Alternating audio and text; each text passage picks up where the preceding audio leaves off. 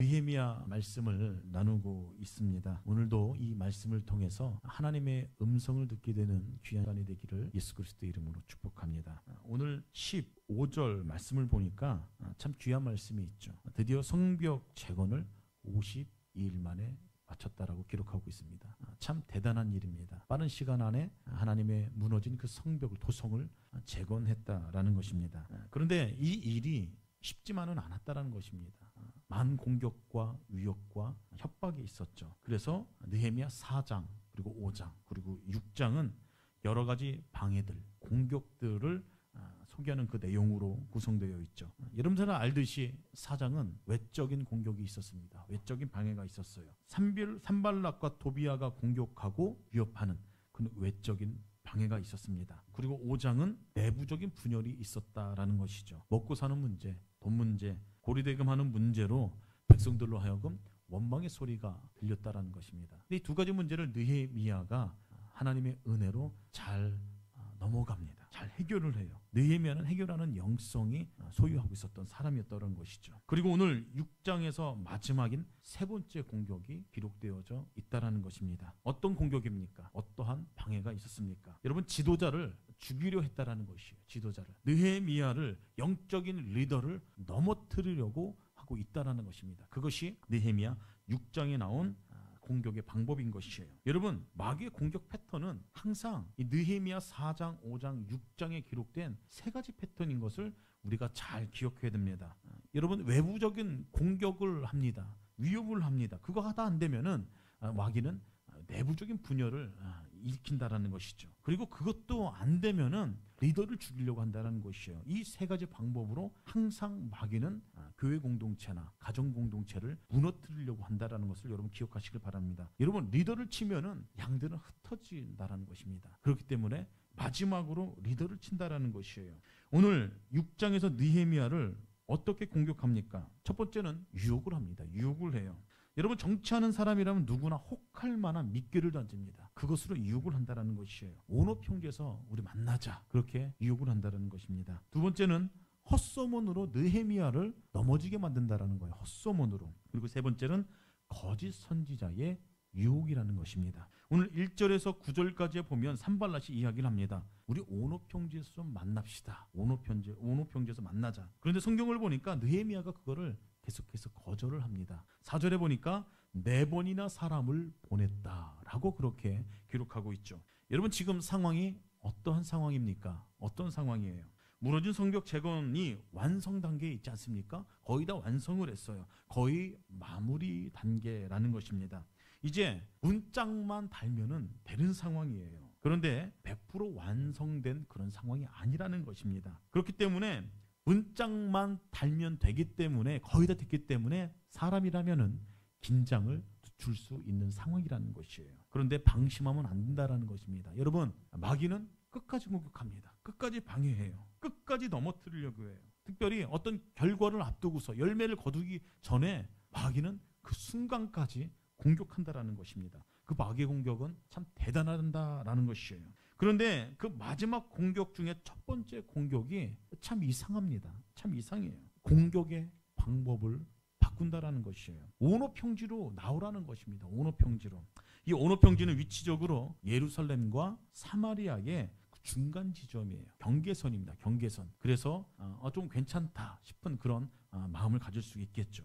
그리고 고대 이스라엘 베냐민 지파의 성 가운데 하나였고, 이스라엘에서 한 68km 정도 떨어진 지역입니다. 지금 산발랏 일당이 느헤미야를 온오평지로 나오라는 이유가 무엇입니까? 암살하려고 하는 거예요. 암살하려고. 온오평지로 나오기 위해서 매복하고 있다가 지금 느헤미야를 암살하려고 그렇게 이야기하는 것입니다. 여러분, 근데 느헤미야가 지금 그 중간 지점으로 나간다라면은 죽는다라는 것이에요. 그곳으로 가면 언제 어떻게 어떠한 공격을 받을지 모른다라는 것입니다. 그런데 온오평지라고 나오라는 그 명분이 무엇인지 아십니까? 정상회담 하자는 거예요. 화친하자라는 것입니다.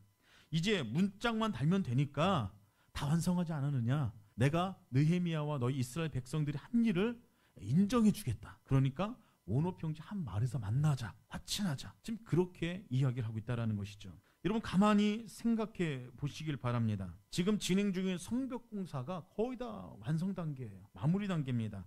그리고 연대까지 협박하고 공격했던 그런 산발랏 일당들이 그 일을 인정해 주겠다고 하는 겁니다. 그렇게 공격했던 세력들이 먼저 손을 내밀어서 만나자고 하는 지금 그런 상황인 것이에요. 그러니까 그동안 이제 마음 아팠고 막 시끄러운 것 때문에 정신 사나웠는데 걱정도 했고 두려운 마음이 있었는데 이 좋지 않은 상황을 한 번에 정리할 수 있는 기회 아닙니까? 그런 분위기가 아니에요? 누가 이런 거를 거절하겠습니까? 그런데 그들은 진짜 속마음은 진짜 의도는 감추고 허울 좋은 내용으로 지금 느헤미야를 비욕하는 것입니다. 여러분, 저는 이 말씀을 보면서 그런 생각을 했어요. 이 온업 형제가 사마리아와 이스라엘의 그 중간 지점이라는 것을 기억하시길 바랍니다. 그리고 그 중간 지점에서 화친한다라는 것은 그 어느 누가 들어도 굉장히 매력적인 제안이에요. 근데 저는 이 중간 지점을 이렇게 보고 싶어요. 신앙의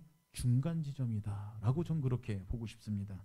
여러분, 중간 지점이라는 것은 무엇을 의미합니까? 타협을 의미하는 것이에요. 타협을. 그리고 적당히 하자라는 그런 의미를 가지고 있다는 것입니다. 신앙의 중간 지점, 무엇을 말하는 것입니까? 적당히 하라는 거예요. 적당히. 타협하라는 것입니다.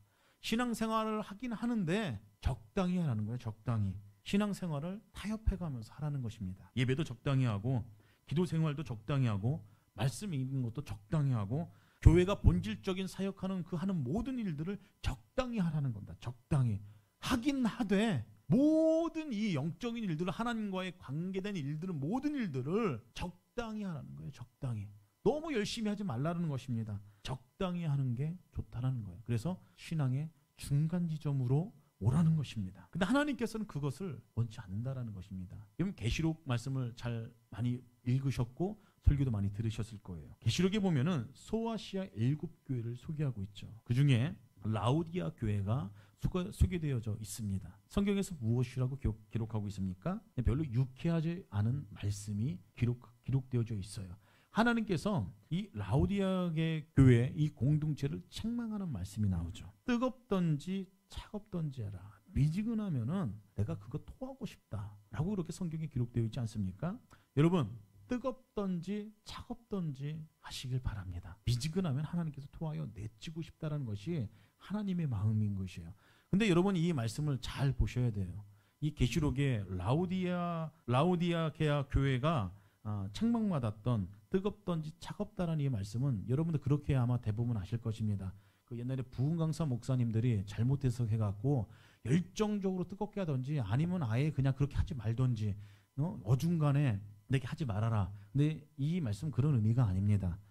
이 말씀을 제대로 해석하려면은 어떻게 보셔야 되냐면은 이 라우디아의 지역의 그 특수한 상황을 아셔야 돼요. 물이 있어야 되는 상황입니다. 물이 있어야 되는 상황인데 이 물을 이 지역에서는 다른 지역에서 끌어왔어요. 두 가지 둘을 끌어왔는데 하나는 온천수입니다. 온천수. 온천수는 뜨거운 물이죠. 이 물로 이 고대 시대에는 사람들을 치유하는 어떤 그런 물로 썼다고 합니다. 그래서 뜨겁던지 해라라는 의미가 무슨 의미냐면은 온천수와 같이 사람을 회복시키는 사람이 되거라. 그런 의미인 것이에요. 그런 의미. 그리고 이 차든지 해라. 이게 무슨 말이냐면은 차가운 물, 생수도 다른 지역에서 끌어왔다라는 것입니다. 여러분, 이 차가운 물, 이 생수와 같은 물은 무슨 역할을 합니까? 사람들의 갈증을 해결하는 역할을 한다는 것이에요. 그래서 무슨 의미냐면은 다른 사람들의 목마름을 해결하는 그런 생수와 같은 역할을 하는 사람이 되거라. 그런 의미인 것이에요. 그래서 뜨겁던지 차갑던지 하라라는 것은 너의 인생이 하나님 손에 붙들려 갖고 다른 사람을 회복시키는 역할을 하든지 아니면 다른 사람들의 목마름을 해결해 준 생수와 같은 사람이 되든지 그런 인생으로 살아라. 이 둘이 물이 섞입니다. 뜨거운 물과 찬물이 섞여요. 그럼 미지근하게 돼요. 그럼 이 지역에서는 이 물은 쓸데가 없다라는 것이에요. 그런 인생이 아니라 사람을 회복시키든지 또 다른 사람의 갈증을 해결해 준 생수와 같은 인생이 되라라는 그런 말씀인 것이에요. 미지근하면 쓸데없다라는 것입니다. 여러분, 적당히 하면 죽습니다. 적당히 하면 죽어요. 중간 지점으로 가면 죽는다라는 것이에요. 영적으로 다 죽는다라는 것입니다. 근데 여러분 신앙생활하면서 이 중간 지점으로 가는 사람이 얼마나 많은지 모릅니다. 그런 부분도 참 많이 있다라는 것이에요. 뿐만 아니라 영적인 지도자들도 똑같이 신앙의 중간 지점으로 갈 때가 있다라는 것입니다. 교회를 개척합니다. 그리고 어느 정도 성장합니다. 그리고 어느 정도 완성이 되면은 이 신앙의 중간 지점으로 가라는 유혹은 어느 영적 리더자들에게나 반드시 찾아와요.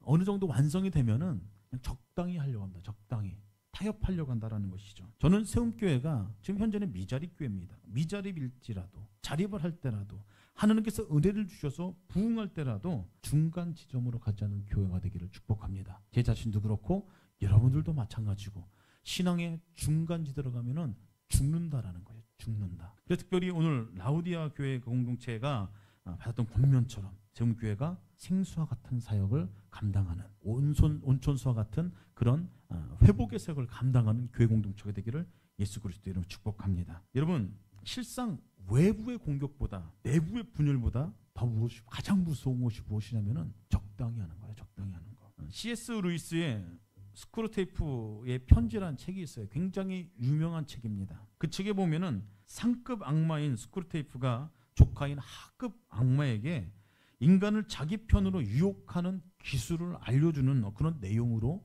구성되어 있는 책입니다. 상급 악마의 핵심 메시지가 이것입니다. 적당히 하게 만들면 된다라는 거예요. 적당히 하게 만들면 된다. 신앙생활 하게 하는데 영적인 어떤 하나님 섬기는 그런 생활을 하게 하는데 그냥 마음껏 둬라. 그런데 적당히 하게 두면은 알아서 망한다는 거. 알아서. 여러분 느헤미야는 산발락과 도비아가 타협하자고 손을 내밀었을 때 어떻게 반응했습니까? 목적지가 같은지 살펴봤다라는 것이에요. 2장은 2절에서 무엇이라고 얘기합니까? 실상은 나를 해하고자 함이더라. 그들의 속내를 꿰뚫었다라는 것입니다. 자신들의 영역으로 불러내어서 암살하려는 의도를 알아챘다라는 것이죠. 이 달콤한 유혹에 느헤미야는 넘어가지 않았다라는 것입니다. 느헤미야는 단호하게 이야기합니다. 내가 이제 큰 역사를 하니 내려가지 못하겠다라고 이야기하면서 단번에 거절했어요. 그리고 4번이나 거절했습니다. 그렇습니다. 여러분 소명이 확고한 사람은 흔들리지 않는다라는 것이에요. 흔들릴 이유가 없다라는 것입니다. 성도도 마찬가지입니다. 하나님의 백성들도 마찬가지예요. 하나님이 부르셨다는 그 소명이 확고한 사람들, 일평생 그 마음을 지켜내는 사람들 절대로 신앙의 중간 지점으로 가지 않는다라는 것입니다. 느헤미야한테 4번이나 삶을 보냈어요. 4번 정도 보냈으면은 미안한 마음이 듭니다. 그 정도 했으면 다 넘어가요. 그러나 느헤미야는 반응을 하지 않습니다. 그러자 이들이 화가 났어요. 그래서 2번째로 공격을 합니다. 그 2번째 공격한 것이 무엇이냐면 헛소문입니다. 헛소문. 중상모략이에요. 중상모략. 여러분 소문은 멀쩡한 사람을 한순간에 무너뜨릴 수 있습니다. 잘 돼가던 공동체를 한순간에 추락시킬 수 있다는 것이에요. 이게 헛소문입니다. 이게 중상모략인 것이에요. 모건 블레이크라는 사람이 애틀란타 저널에 이런 글을 썼습니다. 나는 누구에든지 치명적인 타격을 가할 수 있는 힘과 기술을 가지고 있다. 나는 상대방을 죽이지 않고 눌러 이길 수 있는 힘이 있다. 나는 가정과 교회와 국가를 파괴할 수 있다. 나는 어떠한 건장한 사람의 건강도 파괴할 수 있다. 나는 어떠한 담대한 사람의 인생도 파괴할 수 있다. 내용이 많습니다. 다 생략하고 마지막에 이렇게 글을 적었다고 합니다. 내 이름은 중상모략이다. 5절에 보면은 산발랏이 5번째 어떤 행동을 했냐면은 그의 종자의 손에 봉하지 않는 편지를 들려보냈다라고 그렇게 이야기를 하고 있습니다. 이유가 무엇입니까? 편지의 내용을 모든 사람이 보게 하려고 하는 겁니다. 그래서 봉인을 하자는 것이에요. 여러분들 그 영화를 보면은 예전에 어떤 시대를 배경으로 하는 그런 영화를 보면은 밀랍으로 봉인을 합니다. 뭐 어떤 서신을 보낼 때는요. 그런데 그런 걸 하지 않고 그냥 보냈다라는 것이에요. 편지 봉투를 그 내용들을 다 보라는 것이에요. 그리고 소문나게 만드는 것이죠. 그런데 그 편지 내용이 참 기가 막히다라는 것입니다. 그 내용이 무엇입니까? 반역에 대한 내용이 적혀 있었어요. 반역하려고 한다.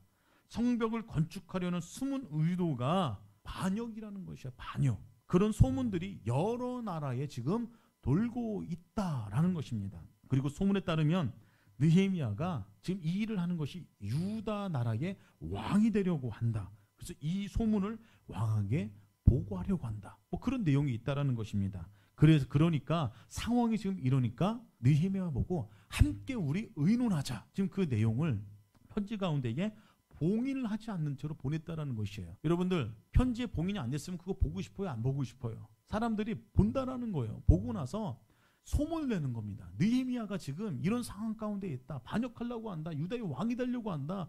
그 소문은 계속해서 꼬리를 물어서 퍼져나가죠. 그리고 소문이 이상하게 퍼져나간다는 것입니다. 여러분 보통 억울함을 당하면 중상모략을 당하면 사람들을 직접 만나서 해명하고 싶습니다. 근데 여러분 실상 진실은 그렇게 중요하지 않습니다. 사람들은 자기 입장에서 판단을 한다는 것이에요. 잘 들어주지 않아요. 진리는 중요하지 않습니다. 그래서 전적인 신뢰를 해주지 않는다는 것이에요. 보십시오. 만약에 느헤미야가 이들의 계획에 휘말려 들어서 소문을 잠재우려고 사람들을 만나고 여기저기 뛰어다녔다면 성벽 건축은 분명히 미뤄졌을 것입니다. 늦춰졌을 것이에요. 그런데 느헤미야는 그렇게 반응하지 않았다는 것입니다. 여러분 소문과 오해로 어려움을 당한 신앙인들 제 주변에도 참 많이 있습니다. 많이들 봤어요. 목회자들도 그런 오해와 소문으로 어려움 당한 분들이 있고 신앙생활하면서 장로님들도 그렇고 권사님들도 그렇고 소문과 오해 때문에 어려움 당하신 분들 제 주변에 참 많이 봤어요. 그런데 그 소문과 상관없이 자기 나름대로 사람들을 만나지 않고 스트레스를 푸는 분이 계셨습니다.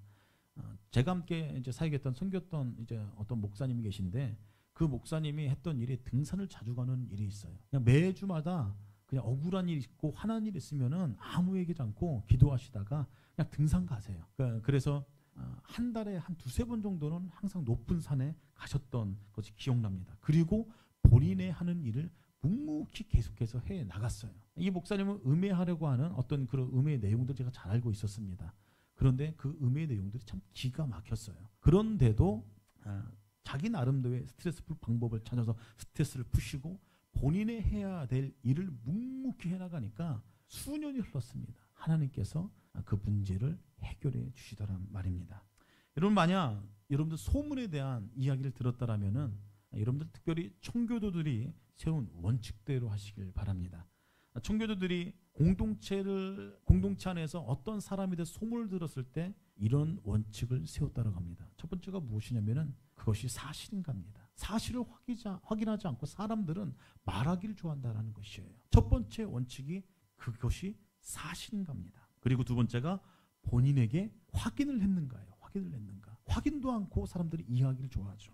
그리고 세 번째는 만약 그것이 사실일지라도 그 이야기가 퍼졌을 때 하나님께 영광이 되고 내 형제에도 공동체가 이 일이 과연 유익이 되는가 이것을 살펴봐야 된다는 것입니다. 여러분 교회 안에도 이런 이야기들이 난무합니다. 그런데 소문을 내는 사람들은 사단의 도구가 되는 것이에요. 사단의 도구가 되는 것이에요. 그리고 문제의 한가운데 있다라면 그 일 때문에 울분이 터지는 일이지만은 그 입장에 선 사람들은 하나님의 방법으로 그 일을 지혜롭게 잘 헤쳐나가야 된다는 것입니다. 여러분 소문에 귀 기울이지 마시길 바랍니다. 소문에 귀를 기울이면은 마음이 흔들릴 수밖에 없어요. 마음이 흔들려요. 마음이 흔들리면은 집중할 수가 없습니다. 집중하지 못하면 하나님이 원하지 않는 그런 상황 가운데 들어가요. 그런 일을 한다라는 것이에요. 소문으로 인해서 큰 손해를 볼 수 있습니다. 오해를 받고 평판이 나빠질 수도 있어요. 그러나 성도들은 그런 상황에서도 의연해야 될 줄 알아야 된다는 것이에요. 여러분 실상 성도들은 다른 사람들이 나를 어떻게 생각하느냐는 별 중요하지 않는다라는 것입니다. 더 중요한 것이 무엇이냐면은 주님께서 나를 어떻게 보고 계시는지가 더 중요하다는 것이에요. 여러분 소문에 민감하지 마십시오. 다른 사람들이 말하는 것에 민감할 필요가 없어요. 사람들의 반응이 중요한 것이 아니라 하나님께서 나 자신을 어떻게 바라보시는가, 어떻게 생각하시는가, 이것이 가장 중요한 것이에요. 저도 어려움 겪을 때가 있었어요. 여러분 느헤미야 6장 8절에 이렇게 말씀하고 있습니다. 내가 사람을 보내어 그에게 이르기를 내게 말한 바 이런 일은 없는 일이요 내 마음에서 지어낸 것이라 하였더니 라고 기록하고 있어요. 또 6장 9절에 이렇게 말씀하고 있죠. 이제 내 손을 힘있게 하옵소서. 느헤미야는 단호하게 이야기했습니다. 난 그런 적 없습니다.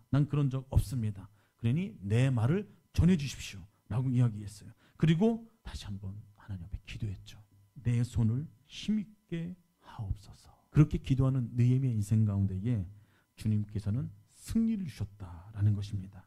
산발랏 일당의 협박과 회유와 조롱에도 불구하고 느헤미야는 동요하지 않았습니다. 그는 오직 한 가지 목표를 위해서 달려나갔다라는 것이에요. 이제 성벽 보수 작업은 끝났고 성문을 다는 일만 남았습니다. 이에 당황한 산발랏 일당은 다시 한번 기가 막힌 음모를 꾸미죠. 그 상황 속에서 했던 기도가 내 손을 힘있게 하옵소서. 내 손을 힘있게 하옵소서. 스스로 담념하지 않게, 포기하지 않게, 주저하지 않게 하나님께 도움과 은혜를 구하는 기도를 했다라는 것이죠. 여러분 시편 42편 5절 말씀에 이런 말씀이 있습니다. 내 영혼아 내가 어찌하여 낙심하며 어찌하여 내 속에 불안해하는가. 너는 하나님께 소망을 두라. 그가 나타나 도우시오로 말미암아 내가 여전히 찬송하리로다 라는 말씀이 있지 않습니까? 여러분 세상이 참 어수선하고 혼란스럽습니다. 우리들을 공격하는 요소들은 참 많이 있어요. 그럴 때일수록 우리들은 우리들의 마음을 잘 지켜야 된다는 것이에요. 마음이 중심 잡지 못한다라고 방향을 잃은다라면은 마귀가 틈타서 더욱더 방황하게 만든다라는 것입니다. 여러분 성경을 보면 위대한 선지자 엘리야도 방황을 했습니다. 마음의 중심을 잃고 방황할 때가 있었다라는 것이에요. 여러분 엘리야가 어떤 사람입니까? 갈멜산에서 수백 명의 바알 선지자들을 심판하고 하나님께 기도했더니 3년 6개월 동안 멈췄던 비를 내리게 했던 그런 능력자 아닙니까? 하나님의 위대한 종입니다. 이런 사람도 이세벨의 협박을 받습니다. 협박을 받으니까 두려움에 사로잡히죠. 그러다 즉시 광야로 도망갑니다. 그리고 노뎀나무 안에서 죽기를 구했던 건 아닙니까? 사람이 이렇게 연약하다라는 것이에요. 여러분 두려움과 절망은 누구에게나 다 다가올 수 있습니다. 시험과 유혹은 누구에게 다 다가올 수 있어요. 엘리야에게도 다가올 수도 있고 우리들에게도 다가올 수 있다라는 것입니다. 근데 그때 우리가 해야 될 것이 무엇이냐면은 마음을 지키는 일을 해야 되는 거예요. 마음을 지키는 일. 오늘 시편에서는 무엇이라고 얘기하십니까? 무엇이라고 말씀하고 있습니까? 마음을 하나님께 두라. 소망을 하나님께 두라. 하나님께 소망을 두라. 그렇게 말씀하고 있다라는 것이에요. 내 영혼아 내가 어찌하여 낭망하며 어찌하여 내 속에 불안해하는가. 너는 하나님께 소망을 두라. 그가 나타나 도우시는 말미암아 내가 여전히 찬송하리로다 라고 그렇게 말씀하고 있지 않습니까? 여러분 우리의 마음을 하나님께 두기 시작할 때에, 하나님께 소망을 두기 시작할 때에 하나님께서는 우리를 도우신 줄 믿으시길 바랍니다. 모든 두려움과 낙심과 불안을 우리가 넉넉히 이길 수 있는 방법은 단 한 가지예요. 소망을 하나님께 두는 것입니다. 여러분 인생의 승패는 인간의 능력이 있지 않아요. 하나님의 도우심이 있다는 것을 믿으시길 바랍니다. 여러분 주님께서 문을 열어놓으시면 닫을 자가 없어요. 문을 닫아놓으시면 열 자가 없는 것입니다. 주님께서 높이시면요 낮출 자가 없어요. 주님께서 낮추시면요 높일 자가 없다라는 것을 기억하시길 바랍니다. 느헤미야의 오늘 기도 뭐라고 하고 있습니까? 내 손을 힘있게 하옵소서. 무슨 이야기예요? 나는 소망의 하나님을 바라보겠습니다. 나는 이런 협박과 음모가 있어도 나는 여전히 두려워하지 않고 나는 하나님 한 분만 바라보겠습니다. 내 손을 힘있게 하옵소서. 이런 이 믿음의 고백이 여러분들의 믿음의 고백이 되기를 축복합니다. 한번 따라해 보겠습니다. 내 손을 힘있게 하옵소서. 내 손을 힘있게 하옵소서. 여러분들 이 믿음의 고백이 여러분들의 한 주간의 믿음의 고백이 되기를 예수 그리스도의 이름으로 축복합니다. 마지막으로 세 번째 공격한 내용이 있어요. 그것은 거짓 선지자를 통해서 암살하려고 했습니다. 거짓 선지자. 여기서는 도비아라는 사람이 등장합니다. 도비아는 제사장들과 밀접한 관계를 맺고 있었던 사람이죠. 그 중에 스마야라는 사람이 있어요. 이 사람을 돈으로 매수를 합니다. 참 기가 막힌 일이죠. 그리고 이 스마야라는 사람이 거짓말합니다. 거짓 예언을 해요. 그런데 이 스마야는 느헤미야가 직접 찾아갔다고 기록되어 있지 않습니까? 직접 찾아갈 만큼 이 사람은 굉장히 중요하고 느헤미야와 가까이 있었던 사람이라는 것이에요. 이 스마야가 한동안 보이질 않습니다. 성벽 공사를 함께하다가 한동안 보이지 않게 되자 느헤미야가 직접 찾아간 것이에요. 그때 하는 말이 무엇이냐면 산발랏 일당이 당신 죽이려고 해. 그러니까 성전의 외소라는 곳에 숨어 있어. 그렇게 이야기를 합니다. 그리고 오늘 밤에 숨어 있지 않으면 너 죽임을 당하라는 그런 계시를 내가 받았어.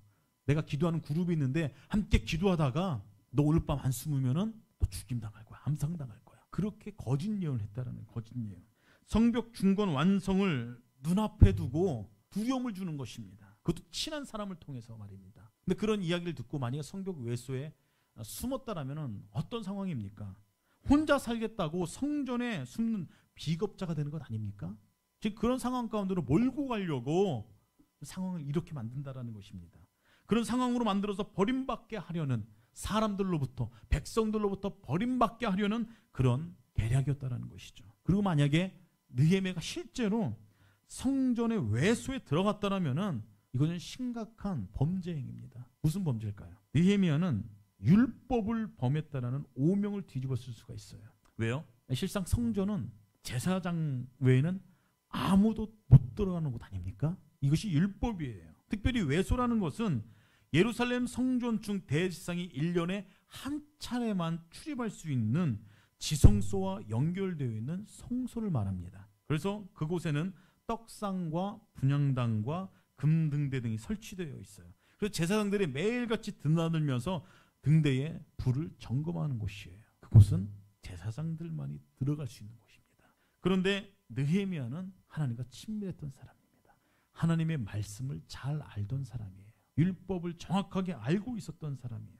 그래서 느헤미야는 그렇게 하지 않았다는 것입니다. 나는 안 들어가겠다라고 이야기해요. 느헤미야가 그렇게 한 이유가 무엇입니까? 첫 번째는 사명 때문입니다. 나 하나 살고자 백성들을 저버릴 수 없습니다. 그런 태도로 이야기한 것입니다. 다른 한 가지는 율법이 그것을 허락하고 있지 않습니다. 하나님께서 기뻐하지 않는 일입니다. 이 두 가지 이유를 대고 들어가지 않겠다라고 단호하게 이야기를 하죠.